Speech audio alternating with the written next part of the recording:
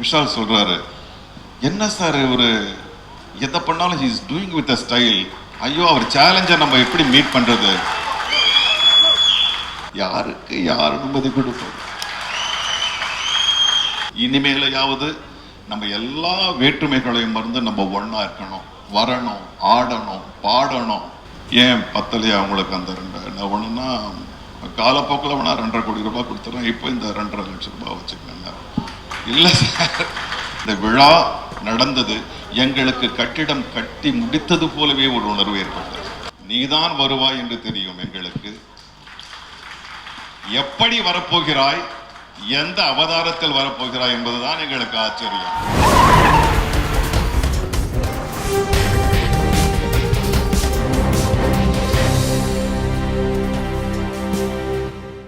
ராஜ்கமல் இன்டர்நேஷனலுக்கு என்னுடைய நண்பரும் ஆசிரியருமான திரு கமல்ஹாசன் அவர்களுக்கு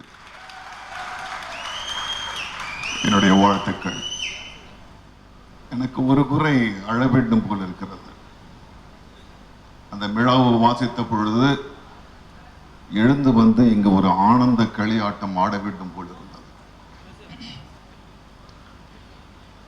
தமிழன்னைக்கு புலவர் பெருமான்கள் காப்பியங்கள் எழுதி இலக்கியங்கள் எழுதி அழகு பார்த்தது போல் இந்த தென்னிந்திய நடிகர் சங்கத்திற்கு சமீபமாக நாளொரு மாலையும் நாளொரு வண்ணமுமாக இங்கு அழகூட்டப்பட்டு கொண்டிருக்கிறது. இன்று ஒரு வைர அட்டிகை அணிவித்தது போல தென்னிந்திய நடிகர் சங்கத்தின் அன்னைக்கு ஒரு வைர அட்டிகை அணிவித்தது போல இன்று இந்த விழா இங்கு அரங்கேறிக் கொண்டிருக்கிறது.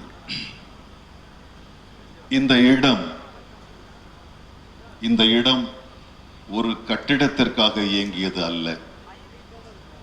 இந்த இடம் ஒரு விழாவுக்காக இயங்கியது அல்ல. இந்த இடம் தன்னுடைய பிள்ளைகளின் அன்பிற்காக இயங்கியது. இந்த இடம் தென்னிந்திய நடிகர் சங்கத்தின் அன்னையின் மடியில் தன் பிள்ளைகள் ஆனந்த களியாட்டம் ஆட வேண்டும் என்று இயங்கியது. இன்று எங்கள் தென்னிந்திய நடிகர் சங்கத்தின் அன்னையின் ஏக்கம் துப்புரவாக மறைந்து இந்த களியாட்டம் தொடங்குகின்றது. திரு கமல்ஹாசன் அவர்கள் இந்த இடத்தில் தன்னுடைய படத்தின் அறிமுக விழாவை நடத்த வேண்டும் என்று தன்னுடைய ஆசையை வெளிப்படுத்திய பொழுது, சார் ரொம்ப வெயில் காலமா இருக்கு, இன்னும் நாங்க அந்த இடத்தை சமன்படுத்தல, எப்படி சார்? இல்ல அது நான் பார்த்துக்கிறேன், நீங்க அனுமதி மட்டும் கொடுங்க அப்படின்னாரு. சார், யாருக்கு யார் அனுமதி கொடுப்போம்?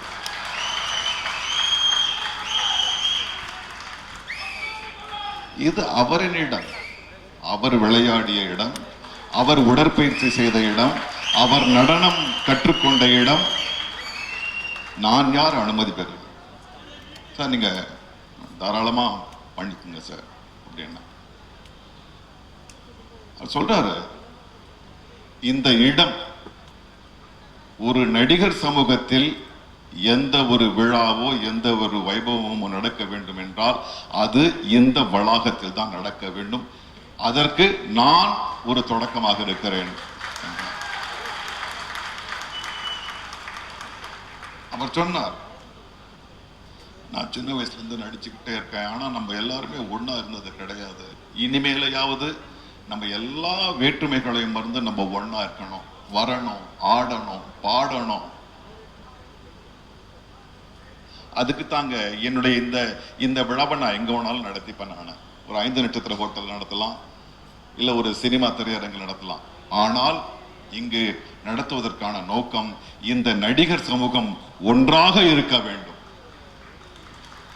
எனதருமை பிள்ளைகளை, எனதருமை தம்பிகளை நான் கேட்டுக்கொள்கிறேன். இன்று நாம் அந்த வேற்றுமைகளை அறித்திருந்து ஒரு கரமாக நிற்போம். நமக்கு பல கடமைகள் இருக்கின்றன. அந்த கடமைகளை நிறைவேற்றுவதற்கு, நம் உரிமைகளை பெறுவதற்கு இது ஒரு தொடக்கமாக இருக்கட்டும். அப்புறம் மூர்த்தி சார் போன் பண்ணாரு. சார், இந்த இடத்துக்கு வாடகை என்ன கொடுக்கணும். நான் மூர்த்தி கிட்ட கேட்டேன், நான் விளையாடுறீங்களா? விழா நடத்தணுட்டீங்க, நடத்திக்கங்க. இல்லை இல்லை, நீங்கள் சார்கிட்ட பேசிக்கோங்க.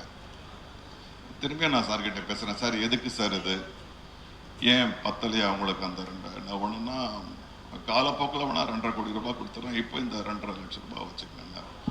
இல்லை சார், இல்லை இல்லை, அது எனக்கு உரிமை உள்ள இடம் என்றாலும் நான் முன்னுதாரணமாக இருக்க வேண்டும்.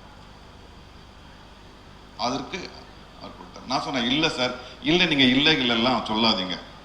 அந்த எம்பளம் இருக்கு இல்லைங்களா, அது முன்னால் 2 பூ வச்ச மாதிரி நான் கொடுத்துட்றேன், நீங்கள் அதை வச்சுக்கோங்க அப்படின்னாரு. அப்புறம் முந்தானத்து வரோம். நாங்கள் எங்கள் செயற்குழு கூட்டத்தை முடிச்சுட்டு வரும் பொழுது நான் விஷால் தம்பி வரோம். அப்போதான் தெரியுது இது எதை நோக்கி இந்த விழா போகுது. விஷால் சொல்றாரு, என்ன சார் ஒரு எதை பண்ணாலும் he is doing with a style. ஐயோ, அவர் சேலஞ்சை நம்ம எப்படி மீட் பண்றது? இந்த இடத்தில் இந்த விழா நடந்தது எங்களுக்கு கட்டிடம் கட்டி முடித்தது போலவே ஒரு உணர்வு ஏற்பட்டது. என்ன ஒரு தொடக்கம்!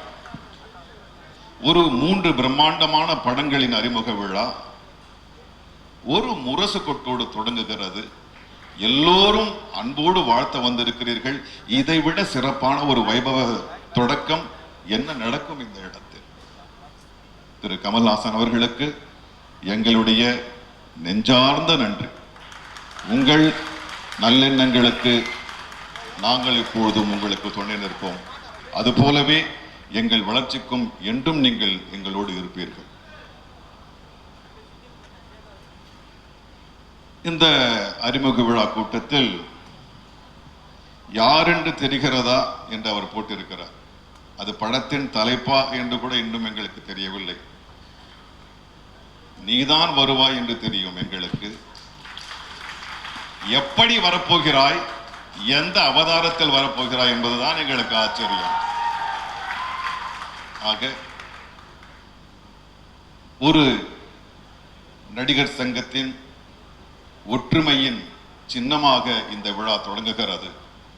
இன்றிலிருந்து நாங்கள் ஒன்றுபடுவோம், ஒன்றாய் இருப்போம், ஒன்றாய் குரல் எடுப்போம், ஒன்றாய் சிரிப்போம், ஒன்றாய் களிபுரிவோம் என்று கூறிக்கொண்டு இந்த விழா மேலும் மேலும் சிறக்க நடக்க வாழ்த்தி, மீண்டும் இங்கு வந்தவர்கள் எல்லோருக்கும், எங்க வளாகத்திற்கு கால் பதித்த உங்கள் எல்லோருக்கும் ஒரு தலைவராக நெஞ்சார்ந்து நன்றியும் வணக்கமும் அன்பும் கூறி விடைபெறுகிறேன். நன்றி, வணக்கம். ஓ, இப்படி ஆகப்போதா, ஓ இப்படி நடக்குதா, இப்படி நாங்களே நினைப்போம் அந்த படத்தை பார்க்கும்போது. எனக்கு உண்மையா இருக்கிறது 2 பெண் குழந்தைங்க.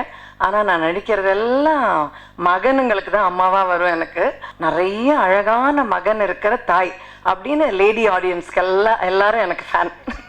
இந்த பாய்ஸ்கெல்லாம் இவ தான் லவ்வுக்கு சைன் காட்டுறா, என்ன யாரை லவ் பண்ணாலும் ஒத்துக்கிறா, என்ன சொன்னாலும் ஓகேங்கிறா.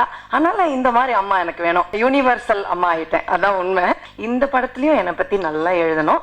நீ ப்ரெஸ் எல்லாம் நீ எப்பவும் கூப்பிட்டு காசு கொடுப்பியான்னு கேட்பாங்க. கண்ணியமான ரொம்ப நல்ல ஒரு குணாதிசயம் உள்ள ஒரு மகன் சூர்யா.